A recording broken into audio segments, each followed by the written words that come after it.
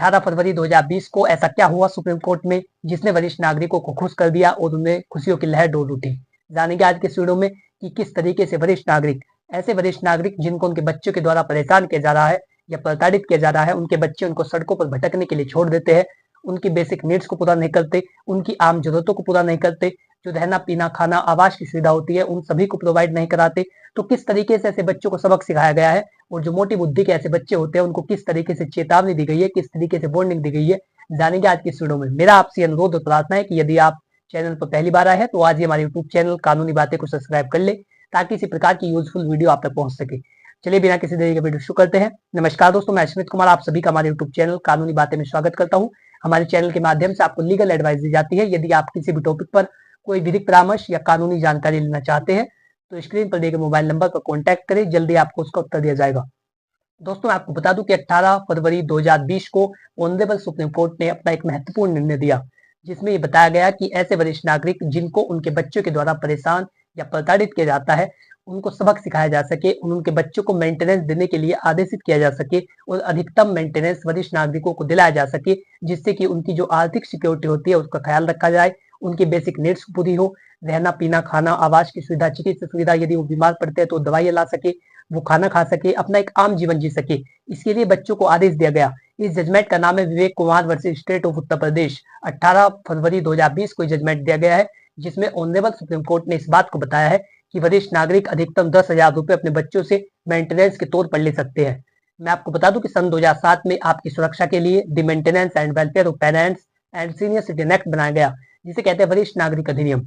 जो वरिष्ठ नागरिक अधिनियम है उसके तहत आपकी संपत्ति की भी रक्षा की जाती है और आपकी स्वयं की भी रक्षा की जाती है। की रक्षा इसलिए की जाती है कि आपकी बेसिक नीड्स को पूरा किया जाए, क्योंकि बच्चों का नैतिक कर्तव्य होता है कि वो अपने माता पिता का ख्याल रखे, उनकी देखभाल करे, उनको केयर करे, उन्होंने उन्हें पाल पोष करके बड़ा किया है, इस बात का ध्यान रखे और जो आम जरूरतें होती है एक आदमी के जीने के लिए, जो आम जरूरतें होती है उन सभी को प्रोवाइड कराए। ऐसा नहीं कि उन्हें सड़कों पर भटकने के लिए छोड़ दे, उनके साथ दुर्व्यवहार करे, जो बेटे की बहू होती है वो उनके साथ मारपीट करे या गाली गलौज करे। तरीके का यदि कोई व्यक्ति व्यवहार करता है वरिष्ठ नागरिकों के साथ तो उसके लिए दंड का प्रावधान किया जाता है।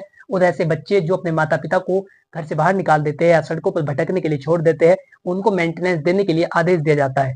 तो जो सन 2007 में सीनियर सिटीजन एक्ट बनाया गया उसमें 2019 में संशोधन किया गया और इसी के साथ Vivek Kumar versus state of Uttar Pradesh की जजमेंट में इस बात को बताया गया। जो विवेक कुमार था, वे थे एक वरिष्ठ नागरिक, उन्होंने एक पिटीशन फाइल की।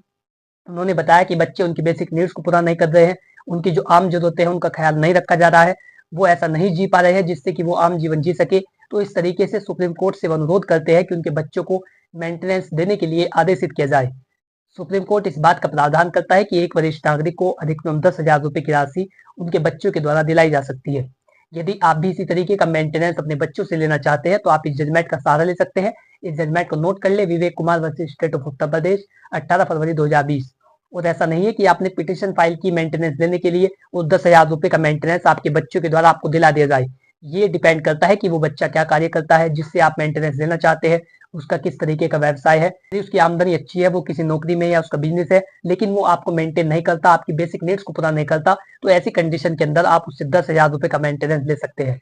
मेंटेनेंस लेने के लिए आपको सीनियर सिटीजन ट्रिब्यूनल में एक याचिका दायर करनी होती है, आपको लिखित रूप में एप्लीकेशन देनी होती है, सारे तथ्य उसमें लिखने होते हैं, किस तरीके से आपको परेशान किया जा रहा है, किस तरीके से आपकी जो बेसिक नीड्स है, आपकी जो आम जरूरतें हैं उनको पूरा नहीं किया जा रहा है, कब आखिरी बार आपके साथ घटना की गई, कब आपको घर से बाहर निकाला गया। तो ये जो सारी बातें होती है ये आपको एक लिखित रूप में एप्लीकेशन देनी होती है सीनियर सिटीजन ट्रिब्यूनल में, या जिसे कहते हैं वरिष्ठ नागरिक प्राधिकरण। वहां पर जाकर के आप बता सकते हैं कि बच्चों के द्वारा मुझे परेशान किया जा रहा है, जबकि सन 2007 में मेरी सुरक्षा के लिए यह अधिनियम बनाया गया है और जो ऐसे वरिष्ठ नागरिक है समस्त देश के, उनके लिए इस अधिनियम को बनाया गया कि यदि उनके बच्चे उनको मेंटेन नहीं करते तो वो उनसे मेंटेनेंस डिमांड कर सकते हैं और ये मेरा अधिकार है, ये मेरा मौलिक अधिकार है कि मैं उनसे मेंटेनेंस ले सकता हूँ। तो मैं कोर्ट से अनुरोध करता हूँ कि मेरे बच्चों को आदेशित किया जाए कि वो मुझे मेंटेनेंस देंगे। ऐसी कंडीशन के अंदर जो न्यायालय होता है वो उस पूरे प्रकरण की जांच करता है, आपके बच्चे को वहां पर बुलाया जाता है, उसकी गवाही होती है, उससे पूछा जाता है कि वो आपको मेंटेन क्यों नहीं करता। इस तरीके से जब उनकी दोनों की गवाही हो जाती है तो तब कोर्ट के द्वारा एक मेंटेनेंस की राशि तय की जाती है और बच्चे को देनी पड़ती है। यदि वो ऐसा नहीं करता तो उसे दंडित किया जा सकता है। कई सारे वरिष्ठ नागरिक ऐसा कहते हैं कि अदालत के द्वारा निर्णय भी हो चुका है लेकिन बच्चे तब भी हमको मेंटेन नहीं कर रहे हैं, आपको मेंटेनेंस नहीं दे रहे हैं। तो इसमें आपकी गलती है क्योंकि आपने कोई उनके विरुद्ध कानूनी कार्रवाई नहीं कराई। यदि आप ऐसा कराना चाहते हैं तो स्क्रीन पर दिए गए मोबाइल नंबर पर कॉन्टैक्ट करें। यदि अदालत ने निर्णय भी कर दिया है लेकिन उसके बाद भी बच्चे आपको मेंटेन नहीं करते तो कोर्ट में एक एप्लीकेशन देनी होती है। इस तरीके से आप उसे लिख सकते हैं, किस तरीके से उसमें बता सकते हैं, वो सारी बातें आप स्क्रीन पर दिए गए मोबाइल नंबर पर कॉल करके पूछ सकते हैं। लेकिन इसके साथ ही मैं आपको उसमें कुछ साधारण बातें बता दूं। उसमें आपको लिखना होता है कि कोर्ट ने इतनी तारीख को आदेश किया कि ये मेरा बच्चा मुझको मेंटेन करेगा, एक मेंटेनेंस की राशि जो कोर्ट के द्वारा तय की गई है वो मुझको देगा, लेकिन नियत तिथि पर ये मेंटेनेंस नहीं दे रहा है और इतना समय हो गया है तब से इसने मुझे मेंटेनेंस नहीं बेचा। ऐसी स्थिति को लिख करके आप कोर्ट में एप्लीकेशन दे सकते हैं, सारी बातें लिखकर। फिर जो मेंटेनेंस रुका हुआ होता है उस पर जुर्माना भी लगाया जाता है और उस व्यक्ति को दंडित किया जाता है यदि वो आपको मेंटेन नहीं करता। तो आप इस जजमेंट का सहारा ले सकते हैं यदि आपके बच्चे के द्वारा आपको परेशान या प्रताड़ित किया जा रहा है। इसके साथ ही यदि आपने प्रॉपर्टी अपने बच्चे को इस एवज में दी थी कि वो आपका ख्याल रखेगा, आपको मेंटेन करेगा, आपकी बेसिक नीड्स को पूरा करेगा, लेकिन जैसे उसके नाम संपत्ति आती है तो वो आपका ख्याल रखना बंद कर देता है, उसके हाव भाव बदल जाते हैं। ऐसी कंडीशन के अंदर आप उससे संपत्ति वापस भी ले सकते हैं।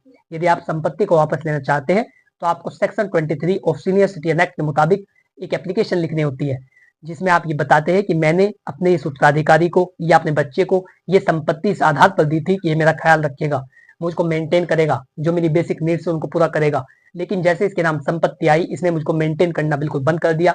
तो मैं चाहता हूँ कि ये जो संपत्ति मैंने इसको दी है वो मुझे वापस दिलाई जाए, क्योंकि धारा 23 ऑफ सीनियर सिटीजन एक्ट, वरिष्ठ नागरिक अधिनियम की धारा 23 इस बात का प्रावधान करती है कि यदि किसी भी वरिष्ठ नागरिक ने अपनी संपत्ति अपने उत्तराधिकारी को इस एवज में दी है कि वो उनका ख्याल रखेगा, उनको मेंटेन करेगा, लेकिन जैसे उसके नाम संपत्ति आती है वो उनका ख्याल रखना बंद कर देता है, तो section 23 of senior citizen act इस बात का प्रावधान करता है कि आप उससे संपत्ति वापस ले सकते हैं।